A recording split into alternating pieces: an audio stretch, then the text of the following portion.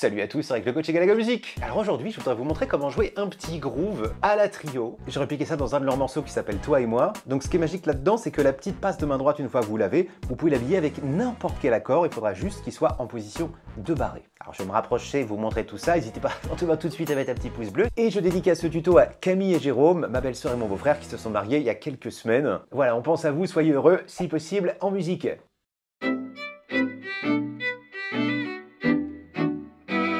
Alors pour le matos de main gauche, on va prendre déjà juste deux accords, parce qu'en fait il n'y a pas besoin d'en avoir davantage. Genre La mineur, barré en cinquième case, et la petite, ah bah dis donc oui, elle participe à sa façon. Hein. Donc La mineur, désolé, Sol majeur. Ok, c'est tout. À la main droite, voici le motif. Alors là, je vais me rapprocher un petit peu. Je suis donc sur mon accord de La mineur là-bas, et je vais faire ça. Fin de mon motif, yeah. Je fais le pouce deux fois.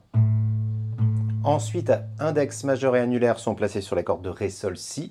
Je vais gratter ces trois cordes-là et piquer. C'est-à-dire que dès que je gratte ça à la main droite, là-bas, je perds le poids des doigts. Donc, que ce soit vraiment sec pour être réussi. Ok. Voilà, donc là, je pense qu'on verra mieux. Donc, je fais pouce, pouce, pique. Et ensuite, la percu.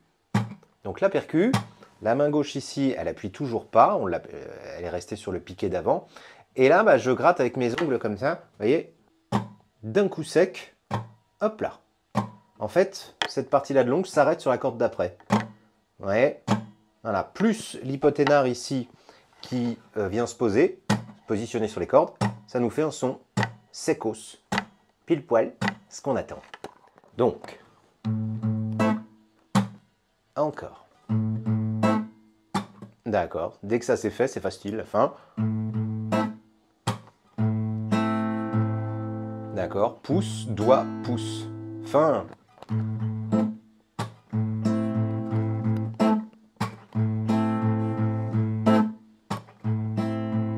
D'accord. Donc si je reste que sur un accord, je ferai exactement cette formule-là. Autrement, si je dois changer, ce qui risque d'arriver dans vos morceaux, la dernière note, au lieu de rejouer le La cinquième case, je vais jouer cette note-là à vide, ce qui va donner... Yeah, magie.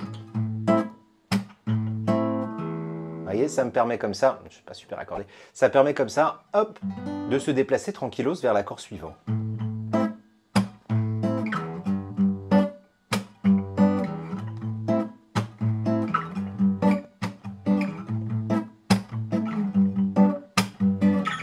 Et après, vous pouvez vous déplacer où vous voulez. Donc, petite suite d'accords qui marche bien. Dans Toi et moi, par exemple, dans le morceau trio, il joue La mineur, Sol, et à un moment donné, il y a du Fa majeur. Séquence tout à fait standard qui marche à tous les coups.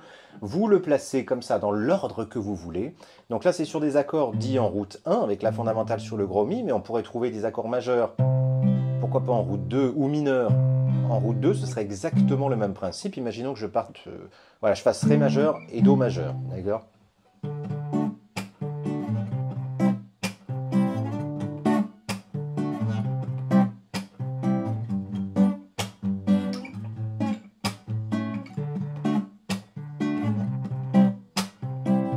Et vous pouvez inventer toutes les suites d'accords que vous voulez.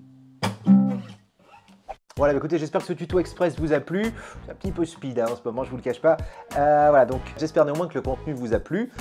Essayez de bien choper cette histoire, ça vous sera toujours utile, surtout si vous êtes en mode jam, vous êtes avec des potes et tout, vous savez pas quoi jouer, ou même vous êtes le seul guitariste dans la soirée, vous savez pas quoi jouer non plus, bah vous faites tourner ça.